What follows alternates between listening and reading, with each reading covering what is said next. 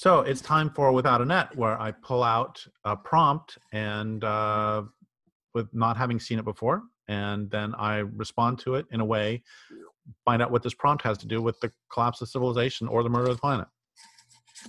Here they are. First prompt. The fate of Easter Island. The fate of Easter Island. Well, what we know is that Easter Island at one point was covered with trees. And what we know is that is no longer the case. And it is a case study of overshoot and what happens when people do not take responsibility for the land where they live and do not treat it well, but instead diminish its capacity to support life. And there are evidently a lot of scientific and archaeological and anthropological fights going on right now as to exactly how and why the capacity of Easter Island to support life has decreased. But what we know is that it did.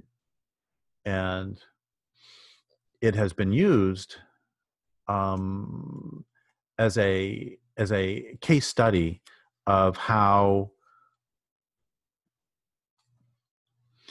as a society starts to fall apart, what they did to make themselves grow is what they do as it starts to fall apart. So, for example, at Easter Island, one of the things that they perceived as making their culture work was the construction of large stone heads. And as their way of life starts to collapse, well, if making large stone heads was what made us great, and we're starting to collapse, we need to make more large stone heads. And we can see the same thing with, as the Aztecs were facing the Spanish, one of the things that had made the universe hold together was human sacrifice. So as things are falling apart, well, we just need to do more and more. And of course, this is what we see with the whole bright green movement and with capitalism in general, that what made capitalism grow was the mass consumption of resources and the construction of new items and technological escalation. And so as things are falling apart, as the economy collapses, well, what we need to do is just make more things, and we need to have more technological escalation. And that is a recipe for collapse. Next one.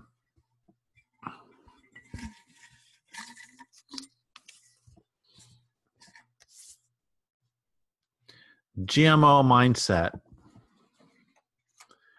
GMO Mindset.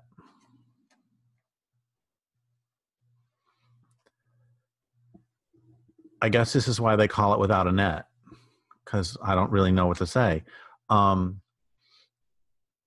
We have come to accept, one of the things I find really fascinating and horrifying is that there was at one point a discussion over whether genetically modified organisms are going to be harmful. And there was a robust discussion happening around this. And then suddenly the discussion disappeared and we were drinking GMOs in our milk or eating them in our tomatoes. And somehow this happens every time, that there is a robust discussion about whether nuclear power should happen or whether GMOs should happen or whether cloning should happen with various species. And then there's a robust discussion, but it doesn't really matter because capital pushes it forward. And then suddenly the discussion is whether it should be labeled. And it doesn't really matter. There is this one of the fatal flaws of this culture is an almost blanket acceptance of new technologies, that because it can be done, it should be done. And I know that among, for example, the Okanagan Indians of what is now British Columbia, one of their decision-making processes for social decisions was to break people into groups of, there were like, they called them mothers, fathers, uh, youth, and elders. And the youth would be more creative and more exciting. It's like they get excited about ideas and they want to do things. And the fathers would be more action oriented. The mothers would be more interested in how this will affect all the relationships in the community. And the elders are mainly concerned with tradition. And each of these constituencies would raise their concerns about some new technology, for example. And they may reject a new technology because it will harm their traditions or because it will harm their relationships. And we don't have those discussions in this culture. We will start to have those discussions. How will GMOs affect our society? How will GMOs affect the world? But the truth is, the discussions are irrelevant because it is technological escalation, which is what I call technological progress, because it's really the escalation of the ability to control. Technological escalation and commerce uber alles. And the last one, identity theft. Identity theft. Identity theft. You know, so often we will hear that someone, oh, this is a different kitty, by the way. This is black kitty as opposed to gray kitty. Anyway, so often we will hear that someone's going to steal our identity, and that's what's really meant by that is someone is going to use your name and social security number to steal money or something.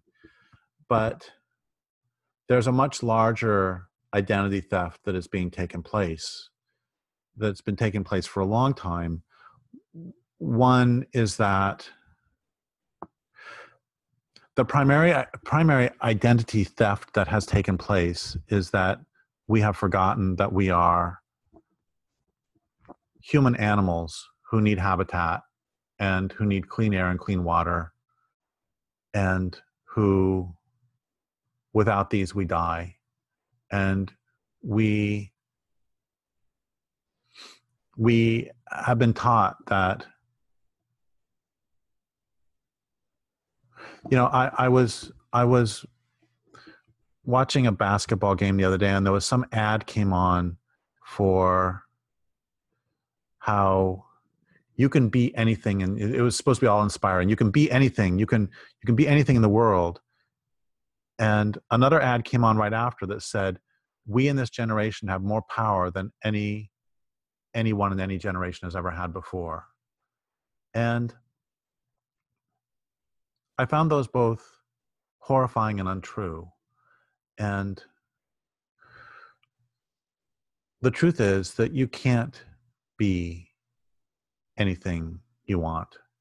You cannot be an ocelot. You can't be an elephant. And at this point, you can't even be a human being. You can't be a human being in relationship to, I mean, I have said for years that, you know, one of the things I wrote about in my zoo book is that one of the things that zoos teach us is that you can take a wolverine out of its habitat and put it in a little cage and still call it a wolverine. I went to the zoo and I saw a wolverine. No, you didn't. What you saw was wolverine meat and wolverine guts packed in a wolverine fur suit. But a wolverine is the land that it lives on, and it is the smell of the pine forest, and it is the smell of the the food that it's going to eat. And one of the things zoos teach us is that you can have a gazelle right here, and then right here you have a lion, and you just have to walk 5 steps in between, and there's a concrete cage, a concrete wall in between them. But that's not how it works. That's not what they really are. What they really are is all the interactions between them and their habitat.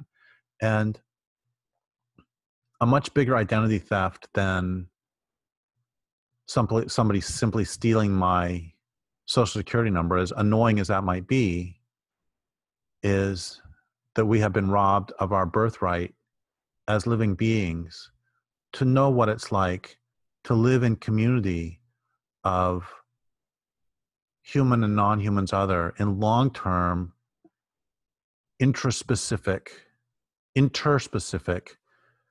cooperation. And I will never know what it is like to watch a flock of birds so large that it darkens the sky for days at a time. And I will never know what it's like to stand by a river that is so full of salmon that you can't see the bottom, and that you can see fins all the way across the river. And I will never know what it's like to live in a world. I walk through a forest every night, and every single night I think about accounts I've read of people 200 years ago in these forests who could not sleep because it was so loud, because there were so many animals. Last night I heard a possum, and that's nice, but I heard one possum. And 3 nights ago I heard coyotes, and 4 or 5 nights ago I heard an owl. And that's not what it's supposed to be like. And we have lost our identity as beings living. We have lost our identity as beings living in communities that are not being killed.